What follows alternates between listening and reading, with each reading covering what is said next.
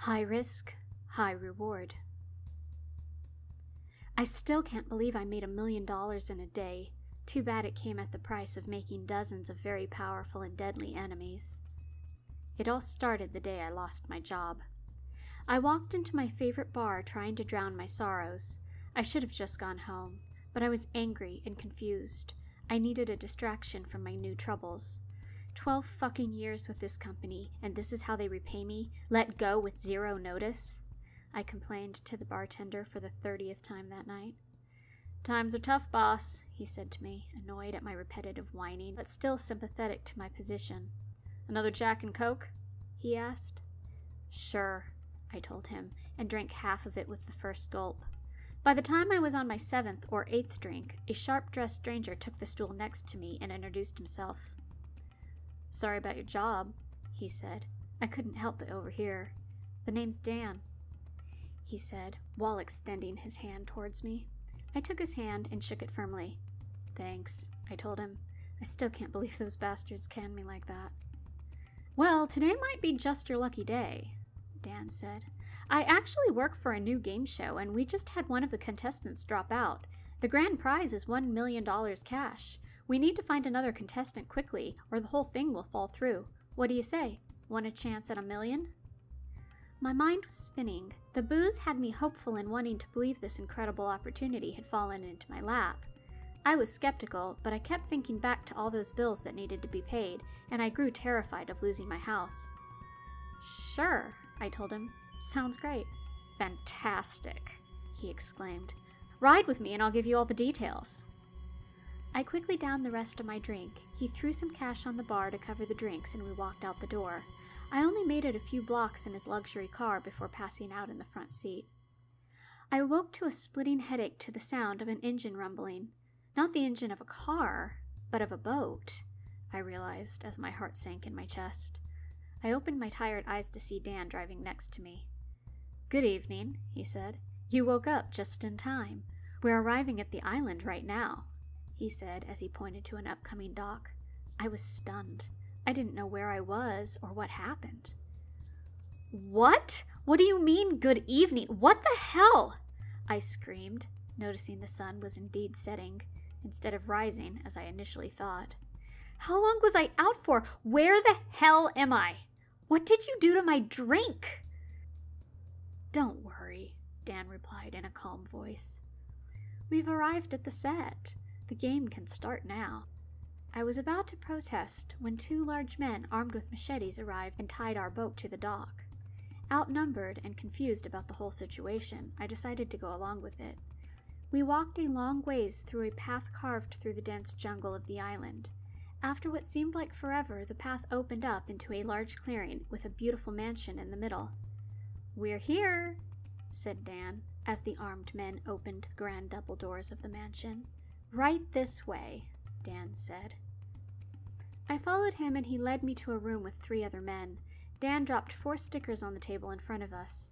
Each sticker corresponded with a number 1 through 4. Please take one of these and place it on your chest, Dan instructed. We all did so. I happened to draw the number 1. Now, gentlemen, before we go in the main room, I want to explain to you how exactly this game will work, Dan said. We're going to go into the main room, and 2 of you at a time are going to play Russian roulette. We'll flip a coin to see who goes first, and then I'll take this gun, put 1 .44 caliber round in it, spin the cylinder, and slap it shut. I will then place the gun on the table, and whoever is up first will begin. You'll keep going until one of you blows your brains out. There'll be a total of 3 rounds, and whoever is alive at the end wins the $1 million cash prize. What the fuck? I shouted as the armed guards moved closer to me. Who said I would risk my life for this? Well, number 1, Dan said icily. Here are your choices. You either play the game, risk dying, and possibly win a great sum of cash, or my associates can chop you into bits right now. What will it be? I looked at the guards, saw the hatred and bloodlust boiling in their eyes, and knew this was no joke. Very well, I said. I'll play the game. I thought you'd come around, Dan said with a smug look on his face. Follow me. The other contestants and myself followed Dan down a long hallway lined with flaming oil torches. The guards were close behind us to make sure none of us tried anything stupid. We entered a large dining hall with 20 to 30 men dressed as exquisitely as Dan was. "Good evening, everyone. Here are our contestants for tonight," Dan exclaimed as the crowd erupted with applause. A man approached Dan and handed him a large briefcase. He opened it and showed it to each of us. Inside were stacks of $100 bills. "This is what you're competing for," he said. Dan then walked to a pedestal near a table in the center of the room and placed the open briefcase on it. "Now, without further ado, let's get started. Numbers 1 and 2, please join me at the table and have a seat." Reluctantly, I walked over and had a seat at the table across from number 2. To my horror, I looked down to discover pieces of human skulls and teeth littering the table. A deep terror ran through me. This might be me soon, I thought.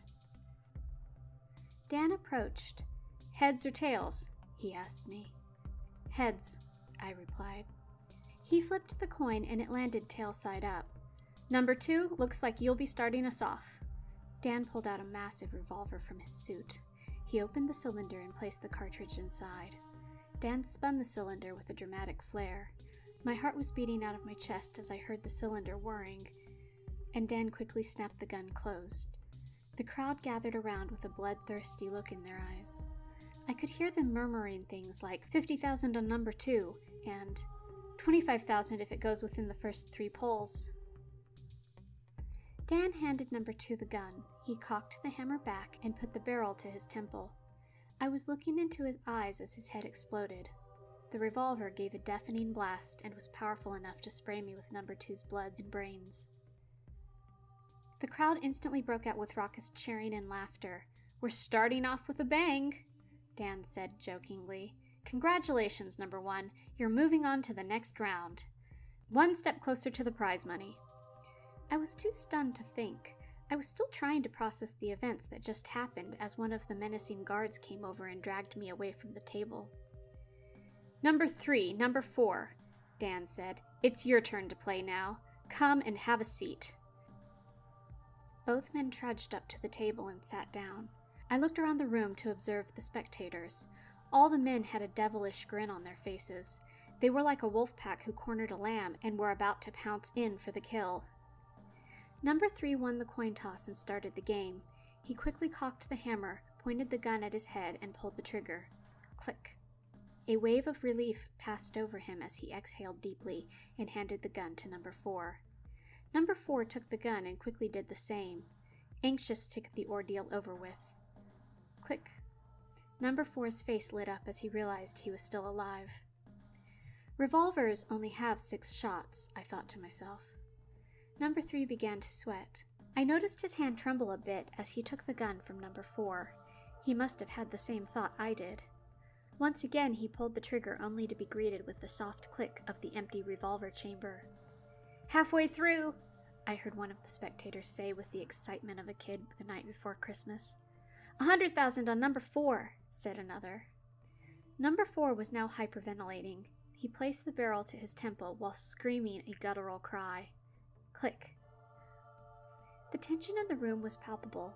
Number 3 had completely sweat through his shirt at this point and took the gun reluctantly. The spectators had a savage hunger in their eyes. They looked on the verge of orgasm, and this sick game was the foreplay. Number 3 was shaking worse than ever. He closed his eyes, put the gun to his head, and pulled the trigger. Click. He must have realized the score, because he started thanking God that he had been delivered to safety. Realizing he was out of danger, he casually handed the gun to number 4 and leaned back in his chair with a smile, ear to ear. Number 4 closed his eyes and put the gun to his head.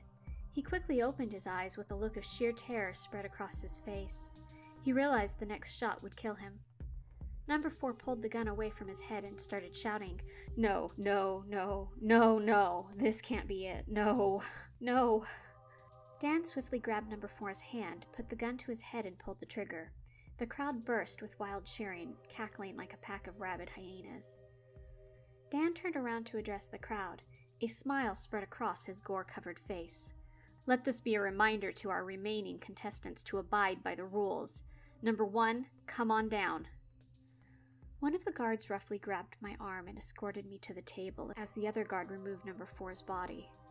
The crowd began cheering again as I took my seat. Dan held up one hand to silence them. "Gentlemen," Dan began, "congratulations, you both have made it to the final round. One of you is about to be $1 million richer. Now let's not have any more silliness like number 4. Number 3, heads or tails?" "Heads," he replied. The coin flipped through the air and landed tails side up. "Number 1 will be starting us off," Dan said while handing me the revolver. I placed the gun to my head and was relieved to hear the soft click. I handed the gun to number 3. He pulled the trigger. Click. I took the gun back from number 3. I nearly dropped the damn thing because my sweaty hands were shaking so badly. I placed the barrel to my temple. This could be it, I thought. Click. "Halfway through," Dan shouted, exciting the crowd. "Things are heating up now." The commotion shook number 3 up, making him more nervous than he already was. The sweat was dripping off him heavily and he was panting with fear. He again placed the gun to his head. Boom! I felt more blood splash across my face as the crowd exploded with cheering and wild applause. Holy shit, I thought to myself. I actually lived through this insanity. "Congratulations, number 1. Go claim your prize money," Dan said. I walked to the open briefcase and stared in awe at my new fortune. I picked up a stack of bills and flipped through it. This is the end of my troubles, I thought happily. I closed the briefcase and turned around to see Dan loading the gun with more rounds. "What are you doing?" I asked. He finished loading the gun and snapped it shut just as he approached me. "You don't think we would just let you go, do you? You've seen all of our faces. I drugged and kidnapped you for our little game. We can't risk the authorities finding out about this. That would spoil all the fun." I glanced around the room and saw the devious smiles of the spectators as they were waiting for more bloodshed. My body reacted before my mind as I smashed the heavy briefcase into Dan's skull. He fell like a ton of bricks, and I snatched the gun the moment it hit the floor.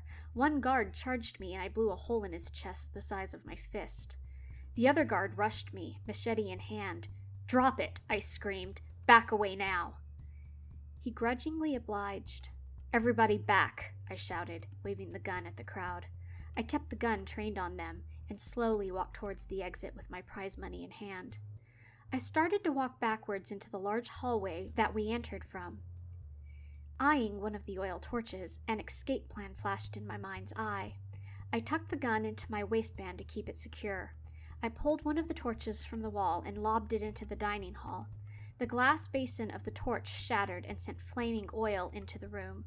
Luckily, oil landed on some of the men, and they were quickly engulfed in flames. Chaos broke through the room. The fire in the room started to spread, and a few men attempted to extinguish the flames. Most screamed and ran around aimlessly. I retreated further down the hall and smashed several of the torches on the floor to cover my egress. Then I started to run. I made it to the large double doors of the entrance and broke into a full sprint towards the dock. Luckily, I had a full moon to guide my path. I made it to the dock and heard angry voices shouting. They were hot on my trail. I tossed the briefcase into the boat Dan had driven and set to work on untying the rope from the dock. After what seemed like an eternity, I freed the boat from its mooring, slammed the throttle, and took off as quickly as possible. After a while, I looked back and saw the island. It was small from the distance, but I could still see the orange point of light where the mansion was burning down. It's funny. We never really seem to get rid of our troubles. We just trade them out for new ones.